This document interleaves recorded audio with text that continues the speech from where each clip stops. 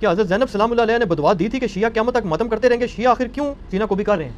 یہ میں سنیوں سے پوچھتا ہوں کہ شیعہ کیوں سینہ کو بھی کر رہے ہیں؟ میرے آفس میں وہ 5-6 سنی اکٹھے ہو کے آگے، تو میں نہیں جانتا تھا کہ یہ میرے لیکچرز دیکھتے ہیں. کچھ اہل حدیث تھے، کچھ دیوبندی تھے، کچھ بریلوی تھے. وہ دوسرے آفس سے آئے کہ جی انجینئر صاحب کے ساتھ چائے پی لیں. تو انہوں نے مجھ سے یہی سوال کیا کہ یہ شیعہ کیوں پیٹ رہے ہیں اور کس کو پیٹ رہے ہیں؟ میں تو انہوں پیٹ رہے ہیں. اچھا ان سب نے نا ایک کہکا بلند کیا. وہ کہکا اس لیے بلند کیا کہ ان کو بات سمجھ آ گئی کہ میں کیا کہہ رہا ہوں. وہ کہنے لگے انجینئر صاحب ہم آپ کی ویڈیوز دیکھتے ہیں، ہمیں پتہ ہے. میرے بھائی جب آپ صلی اللہ علیہ وسلم کی وفات کے بعد حضرت حسن کو زہر دے دیا گیا، سیدنا حسین کو ان کے گھر والوں سمیت شہید کر دیا گیا. مولا علی تینوں خلفاء کے ساتھ وزیر کی حیثیت سے رہے. جب حضرت علی کی باری آئی تو لوگ تلواریں اٹھا کے ان کے اوپر چڑھ دوڑے.